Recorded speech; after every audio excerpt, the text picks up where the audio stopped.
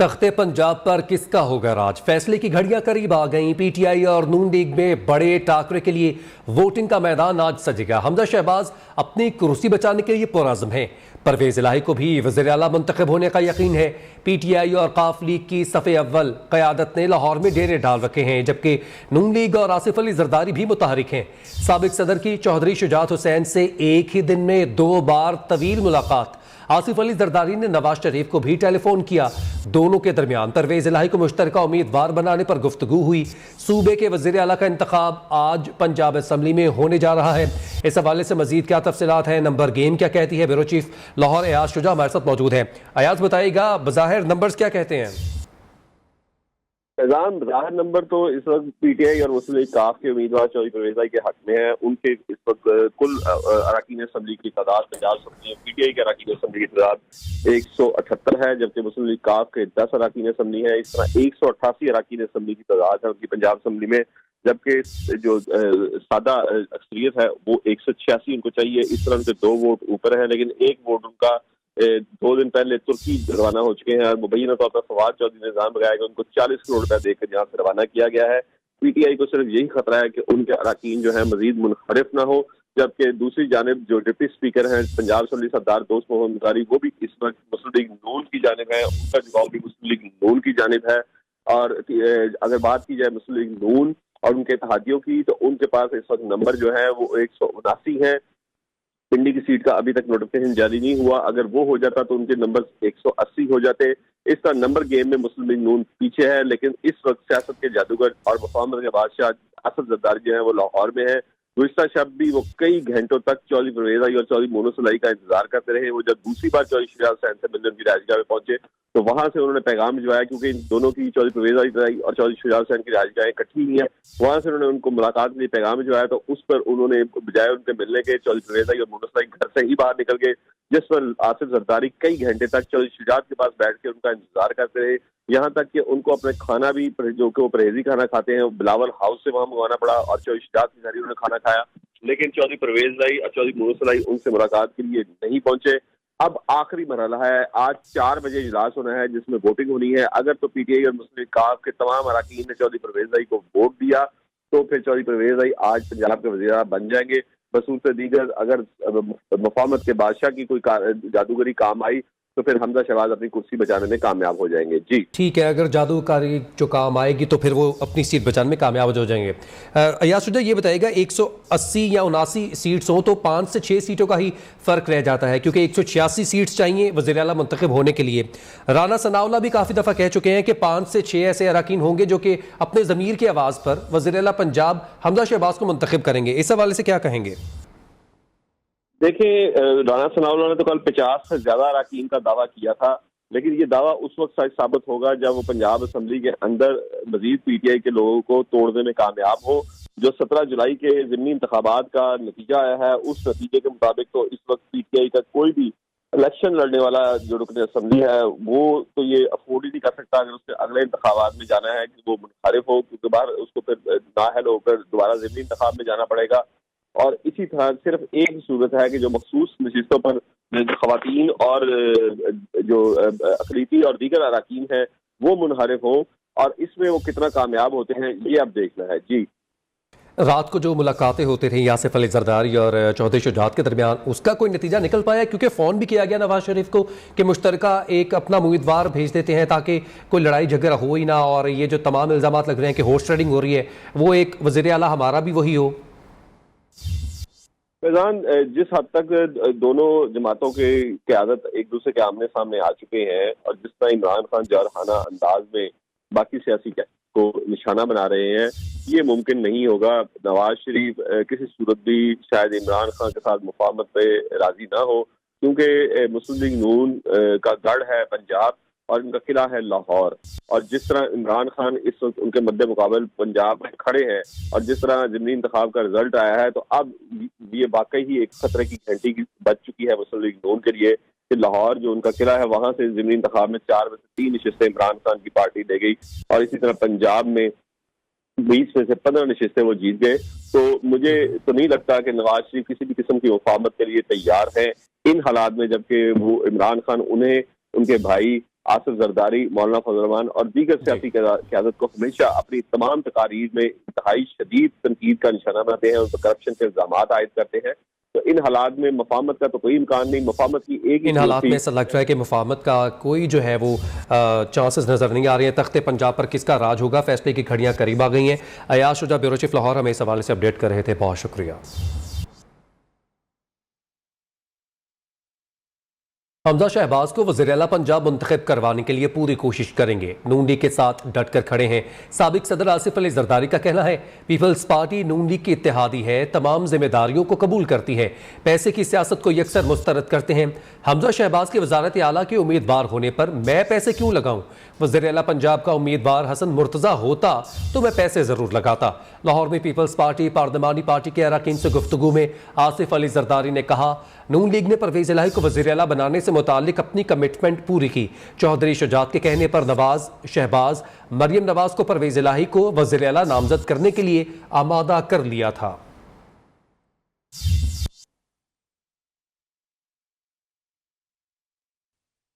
Welcome back. अब आपको बताएं कि चेयरमैन पीटीआई कहते हैं, कोई गलत फहमी में ना रहे, पंजाब में हॉर्स ट्रेडिंग की गई तो मुल्क श्रीलंका बन जाएगा। इमरान खान की दो टोक धमकी, आसिफ अली जरदारी, शहबाज शरीफ, फजलुर रहमान पैसा चलाने में लगे हैं। अवामी मैंडेट चोरी करने की कोशिश की गई तो उसके बाद जो होगा उसके जिम्मेदार मैं नहीं हूंगा। एहतजाज पुरअमन रहने की गारंटी नहीं दे सकता। पंजाब में हमारे नंबर्स पूरे हैं, अगर मैंडेट चोरी हुआ तो फिर कारकुन चुप कर नहीं बैठेंगे।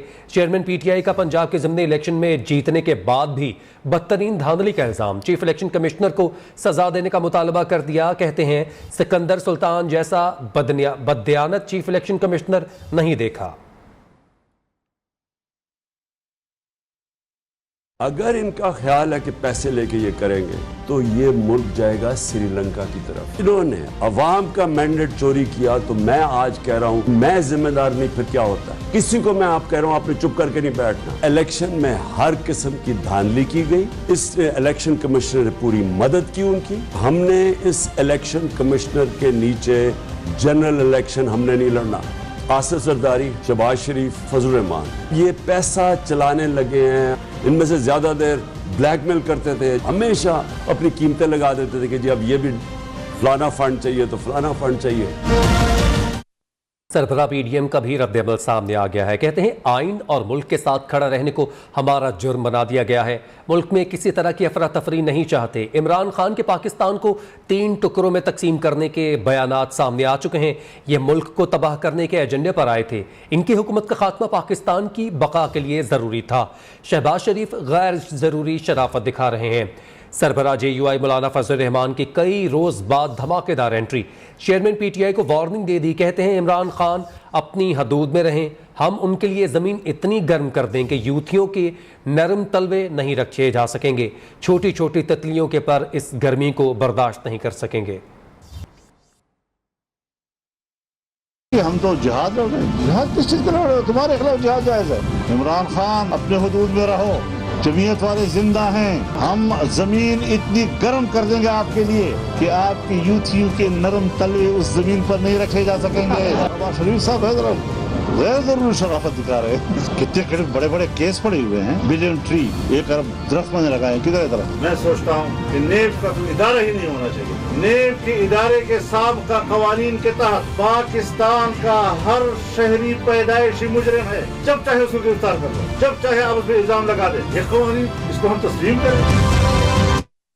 लाहौर में चौधरी परवेज इलाही की ज़र सदारत मुस्लिम काफ की पार्लिमानी पार्टी का इजलास हुआ, जिसमें वज़ीर-ए-आला के इंतखाब पर मुशावरत की गई। चौधरी परवेज इलाही ने कहा कि मुस्लिम नून के तमाम हथकंडे बुरी तरह नाकाम होंगे। वज़ीर-ए-आला के इंतखाब को सबोताज करने की हर साजिश का रास्ता रोका जाएगा।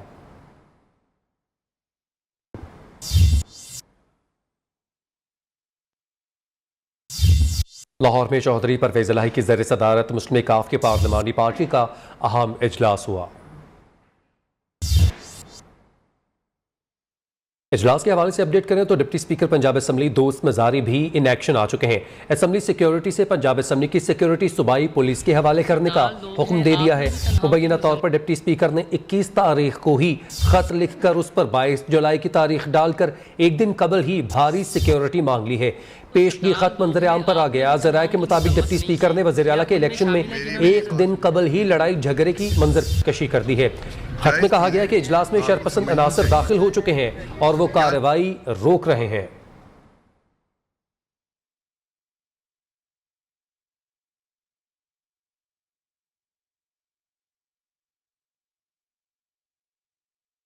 पीटीआई के 5 नहीं 50 अरकान भी ज़मीर की आवाज़ पर वोट हमजा को दे सकते हैं। राना सनाउल्लाह ने पंजाब में तहरीक इंसाफ और पीटीआई के लिए खतरे की घंटी बजा दी। कहते हैं पीटीआई में जिनका ज़मीर जिंदा है वो परवेज़ इलाही को वोट नहीं देंगे।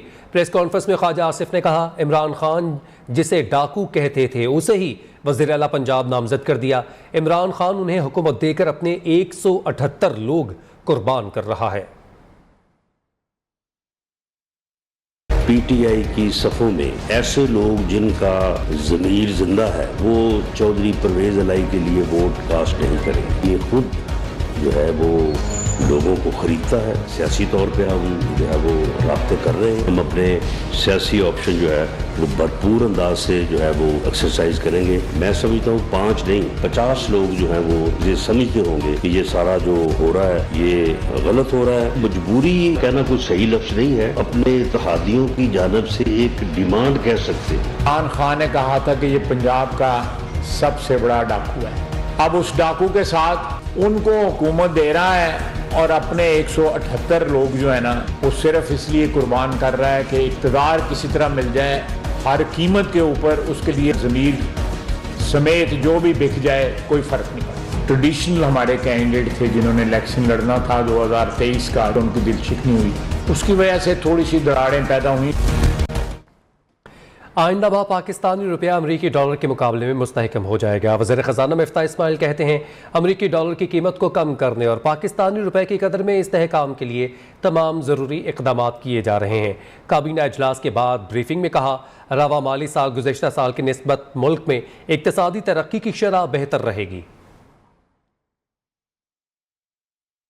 मार्केट काफ़ी हिली है। अब आहिस्ते आहिस्ते अल्लाह की मेहरबानी से ये कंट्रोल में आ गई है। जिस दिन से हुकूमत ने ऐलान किया या कोalition ने कि हम नहीं जा रहे तो उसके बाद से आप देख रहे हैं कि मार्केट में ठहराव आ गया है। मोटर गैसोलीन, डीजल और फर्नेस ऑयल की इंपोर्ट में खातिर खा कमी आई है जिसकी वजह से रुपए पे प्रेशर कम हो जाएगा। आप उसके समरात जो है वो अगले हफ्ते से भी देखेंगे, बट मोर इम्पोर्टेंटली उससे अगले महीने से आप देखेंगे कि जब पाकिस्तान के अंदर जो डेली जो बैंकों के अंदर डिमांड फॉर डॉलर्स है वो सप्लाई फॉर डॉलर से इंशाल्लाह कम हो जाएगी। तो ये चीज़ें कंट्रोल में है हुकूमत के, इकॉनमी सही चल रही है। वज़ीर ट्रांसपोर्ट शर्जील मेमन ने पीपल्स बस सर्विस के एक और रूट का ऐलान कर दिया। पीपल्स बस सर्विस से अब नुमाइश से सी व्यू तक चलेगी। ट्वीट में शर्जील इनाम मेमन ने कहा है कि शहरियों के लिए नुमाइश से सी व्यू तक बस सर्विस शुरू कर दी गई है।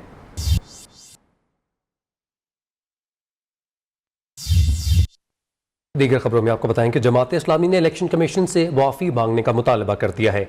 अमीर जमात इस्लामी कराची हाफिज़ नईमुर रहमान कहते हैं इलेक्शन कमीशन अपनी नाअहलियों को छुपाने के लिए उन पर इल्ज़ाम तराशी कर रहा है।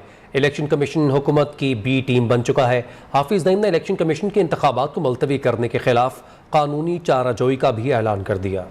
अमीर जमात इस्लामी कराची हाफिज नईमुर रहमान कहते हैं इलेक्शन कमीशन हुकूमत की बी टीम बन चुकी है। MQM के साथ मिलकर शर्मनाक हरकत की गई है। इलेक्शन कमीशन अपनी नाअहलियों को छुपाने के लिए जमात इस्लामी पर इल्जाम तराशी कर रहा है। MQM के साथ मिलकर और पार्टियों के साथ मिलकर इन्होंने पहले उस फजा को तोड़ने की कोशिश की और जब हमने उस पर एहतजाज अनाउंस किया है तो ये इलेक्शन कमीशन झूठ बोल रहा है, धोखा दे रहा है, गुमराह कर रहा है पूरी कौम को और मैं इसकी मजम्मत करता हूँ। हाफिज नईमुर रहमान का कहना था सियासी जमात के कराची एडमिनिस्ट्रेटर के खिलाफ कार्रवाई न करना जानिबदारी का सबूत है, जबकि NA 245 के ज़िमनी इंतखाबात के प्रोग्राम को रीशेड्यूल करने की दरख्वास्त भी दी गई है। जमात इस्लामी ने इलेक्शन कमीशन के खिलाफ कानूनी चाराजोई के लिए मुशावरत शुरू कर दी। कैमरामैन एहसन सलीम के साथ मोना सिद्दीकी, न्यू न्यूज़ कराची। वफाकी वज़ीर सेहत अब्दुल कादिर पटेल की हिदायत पर भारत से आने वाले मुसाफिरों की कोरोना के हवाले से सख्त निगरानी का फैसला किया गया है। डायरेक्टोरेट ऑफ हेल्थ सर्विसेज की हिदायत जारी कर दी गई हैं। तर्जुमान वजारत सेहत के मुताबिक अब्दुल कादिर पटेल ने कहा है कि मुल्क के तमाम फ़ज़ाई और दीगर दाखिली रास्तों, वाहगा बॉर्डर और करतारपुर की सख्त निगरानी की जाए। इससे कोरोना के भारत से फैलाव को रोकने में मदद मिलेगी। इंडिया में कोविड के ज़ेली सब वेरिएंट और ओमिक्रॉन के केसेस में अचानक इजाफे के पेश नज़र ये फैसला किया गया है।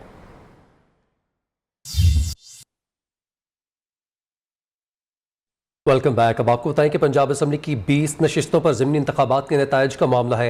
इलेक्शन कमीशन ने PP7 की नशिस्त का भी नोटिफिकेशन जारी कर दिया।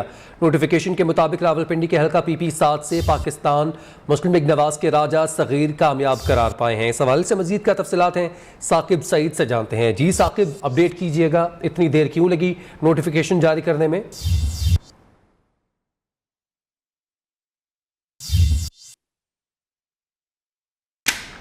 साकिब सईद से रब्ता करने की कोशिश करेंगे। अभी आपको बताएं कि इलेक्शन कमीशन ने PP7 रावलपिंडी की नशिस्त का भी नोटिफिकेशन जारी कर दिया है। PP7 की नशिस्त का नोटिफिकेशन जारी हो चुका।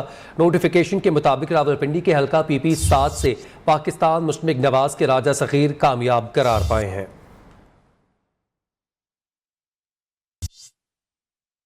मौसम की तबाहकारियों की बात की जाए तो बलूचिस्तान में बारिशों और सैलाब ने तबाही मचा दी है। सूबे में जाम-बहक अफराद की तादाद 99 तक पहुँच चुकी, जबकि 57 अफराद मुख्तलिफ हादसात में ज़ख्मी भी हुए। PDMA की जारी करदा रिपोर्ट के मुताबिक हालिया बारिशों के दौरान मुख्तलिफ हादसात में अब तक 99 अफराद जाम-बहक हो चुके हैं, जिनमें 39 मर्द, 28 ख़वातीन और 32 बच्चे शामिल हैं। अमवात बलूचिस्तान के इलाके बोलान, कोयटा, जोब और कोहलू समेत मुख्तलिफ इलाकों में हुई। बारिशों के दौरान हादसात का शिकार होकर 57 अफराद जख्मी भी हुए। जख्मियों में 42 मर्द, 4 ख़वातीन और 11 बच्चे शामिल हैं, जबकि मजमूई तौर पर सूबे भर में 3953 मकानात मुनहदम हुए और मुख्तलिफ मकामात पर 9 के करीब पुल टूट चुके हैं। बात करें शहर कायद के मौसम की तो शहर में आज मौसम खुशगवार रहेगा, जबकि महकमा मौसमियात ने बादल बरसने की भी पेशगोई कर दी है। तफसीलात क्या है जानते हैं मोहम्मद हमाद से। कराची का मौसम इस वक्त काफ़ी सुहाना हो रहा है। आसमान पर काले बादलों के डेरे छाए हुए हैं। महकमा मौसमियात का कहना है इस वक्त दर्जा हरारत 28 सेंटीग्रेड है। दिन में दर्जा हरारत 32 से 34 सेंटीग्रेड रहने का इम्कान है। मतलब जज़वी तौर पर अबर आलूद रहेगा, जबकि जो है 10 किलोमीटर फ़ी घंटा की रफ्तार से हवा चल रही है। दिन में जो है 25 किलोमीटर फ़ी घंटा की रफ्तार से हवा चलेगी। मौसम जो है इस वक्त कराची का काफ़ी जो है खुशगवार है।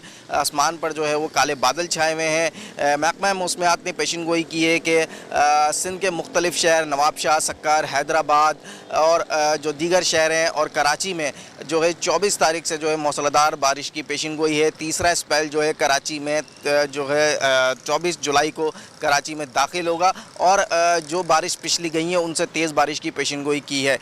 लेकिन मौसम जो है आज का काफ़ी सुहाना है। महकमा मौसमियात का कहना है आज भी दोपहर या शाम में किसी वक्त भी जो है वो बूंदाबांदी का इम्कान है। जी